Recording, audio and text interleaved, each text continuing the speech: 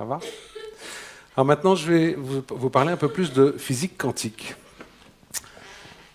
Encore une fois, je vous dis, je ne suis pas physicien quantique, donc je ne vais pas vous donner... mais par contre, il y a quand même des éléments qui sont assez troublants. Déjà, jusqu'à la fin du 19e siècle, la forme traditionnelle qu'on connaissait de la physique, c'était l'atome. On pensait avoir résolu 95% des questions scientifiques, etc. Et le reste, c'était quelques broutilles à avoir. Et donc, on avait cette forme d'atome. Juste une question, vous savez à peu près quelle taille fait un atome, là? Quand vous voyez un atome comme ça? Non, c'est pas évident, parce que même avec des 10 puissance moins, je sais pas combien, c'est difficile d'imaginer. Alors imaginez une orange. Vous prenez une orange et vous la gonflez à la taille de la Terre. La Terre, hein? Donc c'est une sacrée dilatation. Quelle va être la taille de l'atome de cette orange, une fois que vous l'aurez gonflée à la taille de la Terre? Un peu plus, une cerise. L'atome d'une orange que vous aurez gonflée à la taille de la Terre, ça aura la taille d'une cerise. Et maintenant, imaginez que cette cerise, vous la faites grossir à la taille de la coupole de la basilique Saint-Pierre de Rome, 47 mètres, 42, quelque chose comme ça, à peu près. Vous voyez qu'un atome, c'est composé d'électrons qui tournent autour d'un noyau. Ce noyau est composé de neutrons et de protons, donc voilà. Vous prenez cette cerise et vous la gonflez à la taille de la coupole. À votre avis, quelle va être la taille du noyau au milieu? Un grain de sable. Donc, il faut vraiment, vraiment grandir. Donc, ça veut dire qu'on a ce grain de sable au milieu de ces 47 mètres. Et donc, on a ce grain de sable, et puis à l'autre bout de la coupole, on a des électrons qui tournent à la vitesse de la lumière. Et donc, en fait, ils tournent tellement vite que c'est ça qui donne l'impression de matière, de densité, etc. Mais l'atome en lui-même, il est composé que de vide, quasiment. C'est le fait que ces électrons tournent à la vitesse de la lumière qui vous donne la sensation de matière. Donc ça, c'est un peu la première vision de l'atome, disons, matériel dans le monde macroscopique. Et en fait, en début du XXe siècle, il y avait quand même, dans les broutilles, un phénomène qui s'appelle le rayonnement du corps noir. Alors, ne m'en demandez pas trop, mais grosso modo, il devait y avoir une courbe de puissance qui monte comme ça en exponentielle, et puis, en fait, ça redescendait. Ça ne remontait pas en exponentielle comme on l'attendait. Et là, il y a un mathématicien, qui est plus ou moins l'inventeur de la statistique, qui s'appelle Max Planck, qui a dit moi, j'y connais rien en physique, mais en tout cas, votre truc, là, je peux l'expliquer par une formule mathématique, un modèle mathématique. OK. Et il y avait à Vienne, dans un cabinet de brevets, un gars qui bossait là, qui s'intéressait un peu à tout ce qui venait, etc., qui s'appelait Albert Einstein, et qui a vu ce modèle de Planck, et puis il s'est dit, tiens, c'est pas bête, tiens, si on appliquait ça au rayonnement, hein, à l'onde, ça pourrait expliquer plein de choses. Et à ce moment-là, ça voudrait dire aussi qu'il y aurait une quantité minimale d'énergie en dessous de laquelle on ne pourrait pas aller. Hein. Donc si on ralentit, on prend le minimum d'énergie, on pourrait arriver à une quantité minimale, mais on ne pourrait pas arriver en dessous. Et c'est cette quantité quantique qui a donné le nom à la physique quantique, c'est cette constante de Planck, qui est un peu cette quantité minimale d'énergie qu'on pourrait atteindre, qu'on pourrait retrouver dans le fameux moins 273 degrés, le zéro absolu dans l'échelle des températures. Ce serait un peu l'énergie de base de l'univers et en dessous de laquelle on ne peut pas aller. Et donc c'est ça qui a donné le nom à la physique quantique. Et donc, avec ce modèle de Planck, Einstein pouvait donner une définition, enfin comprendre comment fonctionne le rayonnement. Et vous savez qu'à cette époque aussi, en 1905, on avait compris que la lumière, c'est à la fois un rayonnement, une onde, et à la fois des particules, hein, ce qu'on appelle les photons. Il a déduit ça, ça marcherait très bien pour la physique. Et là, il y avait un savant français qui s'appelle Louis de Broglie qui a voulu démontrer que Einstein avait tort.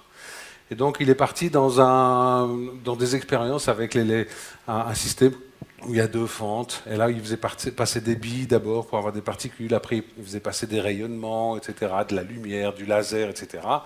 Et on en arrivait plus ou moins à quelque chose qui ressemble à ça. ce qu'on appelle la figure d'interférence, c'est-à-dire qu'en fait, on ne sait pas exactement où est la particule, mais il y a toutes les chances pour qu'elle se situe vraiment au milieu, et puis un peu moins de chances pour qu'elle se situe là, et puis encore un peu moins de chances que là. Et en fait, la particule, elle peut se situer n'importe où. Il y a un peu, ça apparaît, ça disparaît dans le vide, on ne sait pas. Et ça peut se situer plutôt là, un peu moins là, mais ça peut aussi se situer aux confins de l'univers. Donc, on s'aperçoit que y a une certaine incertitude sur une probabilité de là où se situe vraiment la particule quand on cherche à l'observer. Mais de Broglie est allé un peu plus loin, il a installé des capteurs pour vraiment voir un peu mieux ce qui se passait. Et il s'est aperçu que dès qu'il a installé des capteurs, au lieu que ce soit des rayonnements qui passaient, ça devenait des particules. Donc il s'est aperçu qu'en fonction de ce qu'il voulait observer, il avait des résultats différents. Et donc on en est arrivé à cette conclusion qui est que c'est l'observateur qui va influer sur le résultat de l'observation. C'est ce qu'on appelle l'effondrement de la fonction d'onde, c'est-à-dire que on a toutes ces possibilités d'emplacement d'une particule dans l'espace, et à partir du moment où on va l'observer, on va la figer, on va figer le résultat. Et donc, le lien qu'on peut faire avec nous, c'est que notre cerveau, vous savez, c'est quelque chose qui reconstruit la réalité en temps réel, et on regarde la réalité à travers nos 5 sens avec des filtres. Et en fait, ces filtres, c'est quoi? C'est un peu notre intention d'observateur qui va donc obtenir le résultat que nous souhaitons observer. Donc, l'intention de l'observateur crée le résultat. La physique quantique vous le dit, et dans Transurfing, c'est aussi un principe très fort, c'est que c'est votre intention qui va vous créer la réalité que vous avez.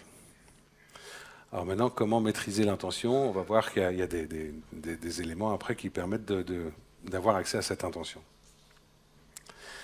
Autre expériences qui sont faites, par exemple, dans le laboratoire du CERN là, à Genève, entre la frontière franco-suisse. En fait, vous avez des protons qui sont projetés, enfin qui font le tour de grands anneaux à une vitesse très proche de la lumière, et qui sont projetés sur des protons cibles. Et en fait, ce que vous voyez là, les gerbes de chaque côté, on pourrait imaginer que c'est le proton cible qui a éclaté. Mais en fait, pas du tout. C'est l'énergie cinétique du proton projectile qui va se transformer en d'autres protons, en d'autres matières, en d'autres particules. C'est-à-dire que là, on a clairement l'énergie cinétique, donc de la vitesse du proton, qui va se transformer en d'autres protons. Donc on a vraiment une interaction en énergie qui devient matière dans ce type d'expérience. Par rapport à Transurfing, il y a un concept qui s'appelle l'espace des variantes.